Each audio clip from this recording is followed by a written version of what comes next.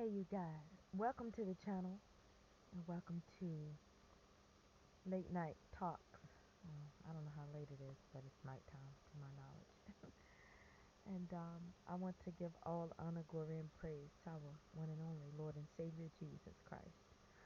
Um, I just wanted to come on to share some information and hopefully something that I say will encourage somebody out there that may be battling trash. And I've battled plenty in my lifetime. So I feel like I'm more than qualified to assist somebody else in their battles. I don't currently um, consider myself going through anything, although I know the devil never sleeps, but neither does Father. So, hey, that's how you have to come back at him. When you're getting your rest as a believer, or even if you're not a believer, you have to let the devil know, well, Father doesn't sleep either. So what I don't see, excuse me, what I don't see, he does see, and what I don't hear, he does hear. But yeah, I was just thinking about the nerve of adversaries out there, and it just makes you think, who do people think they are to come up against not only me, but to come up against you guys out there. And I won't be before you all too long, but I'm the type of chick, I'm the type of person, if I have something to say, I'm gonna say it. Unless Father says, hold my peace. But yeah, I had all sorts of toxic junk coming towards me, and I do know that these people thought that, number one, they thought I was afraid of them, and number two, they thought that it was actually within their power capability to overpower me when it never was. And a lot of times people mistake silence as weakness. Silence is not weakness. Silence a lot of times can mean, I'm living my life. Why don't you go live yours? Silence a lot of times can mean, I'm pursuing things that have nothing to do with you. Why don't you get away from me? Why don't you stay away? Why don't you go do something with your worthless existence?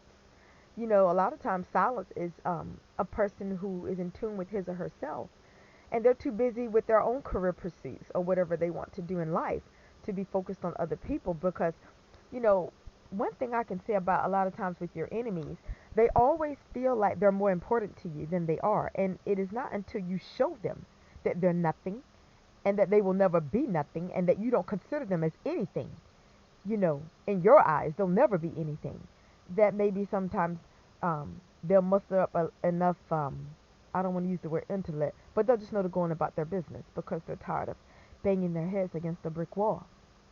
And I feel like, even as I look back over my own life, I've had enemies out there. They always felt like that they were something important to me, and they were not. And a lot of them, I never even gave them a second or even a first thought. And like I mentioned in a conference long ago, I remember even back in high school, there was a rival. There was somebody that I attended high school with that I absolutely could not stand. But the individual was nothing to me. But from what I was told by somebody that I used to conversate on the phone with, that the individual would call them and ask them, was I talking about them? And I found that very strange because, the person who I conversated with on the phone told me, and I'm thinking, I don't even think about this person, like that. I mean, anybody might cross your mind or whatever if you're around them on a daily basis, especially in the public school system, you're walking among your enemies. But I didn't give 2 cents about that individual, you know.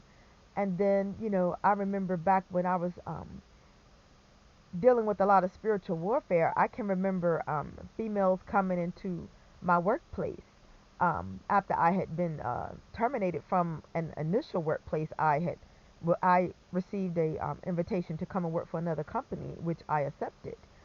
And there was some female that came in there prancing around. Trust. I do not even know this person. I know of somebody that they are married to, and I know that I just don't know the person.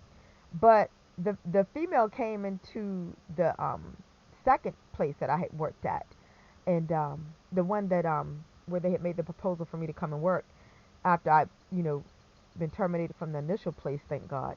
But yeah, that was a blessing in disguise. But and came in and walked in the place, and was trying to strut in front of me as if she thought she was something or she wanted me to see her.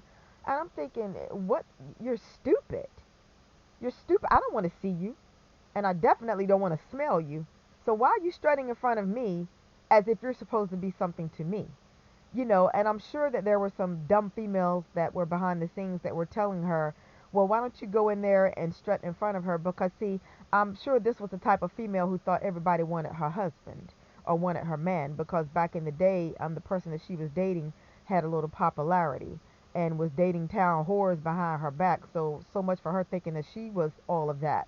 Because if she was all of that, her man would not have been maybe cheating on her. Okay, but I'm not even going to get into all of that, especially talking about this trash from the area that I came up in. But my point is this, um, you first have to be all of that before you walk around as if you were all of that. And this chick was not, and she didn't even know me, but there were females that were affiliated with her that I used to be acquainted with. We were never friends, but you know how the saying goes, we're just acquaintances, and that's all it was. And so, and anytime some dumb idiot female came around me, or even a dumb idiot male that was most likely on the down low, because there were a lot of males that were jealous of me too that attended the high school that I went to. But anytime they came around me with some type of hidden agenda, I always knew. But I never allowed their stupidity to take me out of my element. A lot of them, I would even, I would probably speak or whatever, just to kind of stay in my own element, because I don't have time to slink to the level of trash. And that's what I was surrounded around in the community that I came up in, but was not affiliated with. Thank God. And so yeah, there were males that didn't like me and I didn't like them, but they would come around me. Some of them would come around me and bring their wives, and some of them would just come around me to give me the evil eye. And of course, I didn't know there were other factors that would come into play, like there was somebody behind the scenes spreading lies and causing manipulations. But my point is this: you're a male. You are a pack of so-called males that are so intimidated by a female. You need to go question your sexuality should be in question. As ugly as they all were, their sexuality should still be in question, because I've had dudes insult a dude insult me to my face, and he was the pit of ugliness. I'm talking about if Medusa was a man, okay, or a boy or whatever, And no, I didn't have to respond. I didn't respond. I didn't have to, because I knew what it looked like. Well, I don't have to go back and forth with people when I know who I am and I know what they are. And I think a lot of times, that is a benefit for those of you that may feel the need to go back and forth with your enemies if they're slinging insults towards you. You don't have to do that. Life and maturity will teach you don't have to do that. And I knew that even as a young girl, because I was probably about maybe 17, 16 when that transpired. Anybody else would have busted him in his face. But I didn't have to, because I knew what he looked like, a hot mess. And he was one of those that would be in the back of the classroom. You remember the kids that were always the troublemakers, and you could just tell they were dysfunctional and from dysfunctional households, and they really didn't have friends, but they were always in the back of the room, and the teacher always had a lot of problems with them, and they just had a bad reputation for just being dysfunctional. It was that type, you know. And of course, I didn't like the person. I didn't like too many of the people that attended the school with me. I didn't dislike everybody, but it was mostly just the ones that were in my grade level that I couldn't stand. And it wasn't everybody. No, it wasn't everybody, but it was the majority. And from what I understand, that was some of the same trash that came after me a couple of years back. But I mean, I'm not afraid of none of that junk. Well, they know that now, but I'm not afraid of anybody. Silence doesn't mean fear. Silence just means you don't exist. And yeah, just a lot of crazy stuff like that was going on. And you know, these I've had dumb whores come into my workplace and stare me down, and had their husband standing behind them and had their son with them. And I'm thinking, why are you looking at me, giving me the evil eye, when your husband has slept with half the town? But you want to eye me down, and I don't even know him. I'm thinking, you gap tooth whore, if you haven't got that gap in your teeth fixed, you don't need to be looking at me like that. I'm telling you, and it's the same tramp that came prancing in another workplace that I